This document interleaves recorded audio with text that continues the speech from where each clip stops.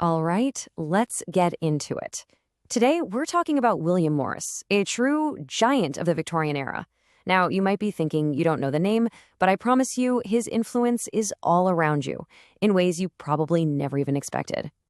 So let's just start with this bombshell. This guy, this 19th century designer, is basically one of the founding fathers of an entire literary genre. Seriously, before there was a Middle Earth, there were the incredible, richly imagined worlds of William Morris. And at the exact same time, he was the genius behind some of the most iconic, timeless patterns in home design. So, how on earth does the father of fantasy also become the king of wallpaper? Well, it all kicks off with his passionate, deep-seated hatred for the modern world.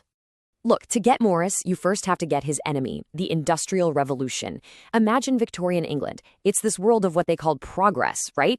But it came at a huge cost. Cities were choking on smoke. Factories were just churning out endless identical junk, and the human touch was basically being engineered out of existence. Morris looked at all this and didn't see progress. He saw a disaster. And this, right here, this captures the two worlds that were at war in his mind.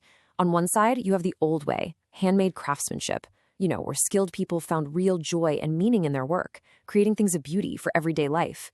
And on the other side, you've got the new industrial world. Morris saw it as completely dehumanizing, something that ripped workers away from their craft and just stripped all the artistry from the world. This one single conflict, it defined his entire life. So who was this guy who dared to stand up and fight the tide of history? William Morris was this incredible force of nature, a poet, a designer, a novelist, and a fiery social activist. He saw the ugliness of the industrial age and decided he was going to fight it, not just with ideas, but with his own two hands. And he wasn't fighting alone. Morris became a leading voice in what we now call the arts and crafts movement. The whole philosophy was simple, but at the time, totally revolutionary. Push back against the machine. Let's bring real beauty and skill back into people's homes. It was a call to arms to make everyday life beautiful again. And this is how he put his philosophy into practice. The man didn't just talk, he built. He started Morris & Co., which was basically a direct assault on mass production. As you can see, they made everything by hand. Textiles, furniture, you name it, focusing on those traditional techniques and quality materials he felt the world was losing. Of course, this created a really interesting problem. Morris was a socialist who wanted art for the people, but because his stuff was so labor-intensive, it was super expensive. Only the rich could afford it. It was this tension he wrestled with his whole life. But still, his company wasn't just a business. It was a manifesto you could hang on your walls. But fighting a war against industrialization takes more than just beautiful chairs. Morris also used the page as a weapon. He started writing, creating entire worlds that were completely free from the machine. This was the second front in his rebellion. And what's so wild is just the sheer range of his writing. In a book like News from Nowhere, he literally draws a blueprint for a socialist utopia, where nature and craftsmanship have totally replaced capitalism. Then, in his fantasy novels like The Well at the World's End, he builds these mythic, pre-industrial worlds where quests for meaning are everything. Even his poetry was all about reviving these grand old sagas.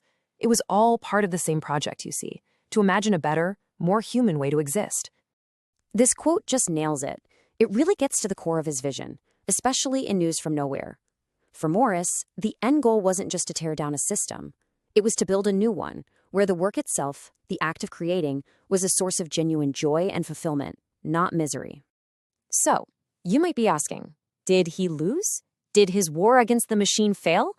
Not even close. I mean, sure, he didn't stop industrialization, but the ideas he planted, man, they are still growing and spreading today. His vision has had this incredibly long and fascinating afterlife. We can really break his massive legacy down into three key areas. He laid the foundation for modern fantasy as we know it. He gave a powerful artistic voice to socialism, and he pioneered ideas about ethical, sustainable design that are frankly more relevant today than ever. Okay, this one is huge.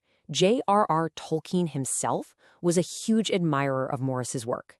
He loved how Morris could create these incredibly detailed, immersive pre-industrial worlds. It's not a stretch to say that without Morris's heroic quests and imagined medieval landscapes, the entire fantasy genre might look completely different today. And this brings everything right back to our world, right now. That core idea of the arts and crafts movement, that the things we make and live with should be beautiful, built to last, and ethically made, that's the DNA of today's movements for sustainability and conscious consumerism. His fight is still our fight. So we'll end with this question. As we stand here, right on the edge of another massive revolution, this one driven by AI and automation, all of Morris's old questions are suddenly screamingly urgent again. What is the value of human skill? What is the role of beauty in a world that only values efficiency? He spent his life fighting the last machine age. His legacy might just be the blueprint we need to figure out how to navigate the next one.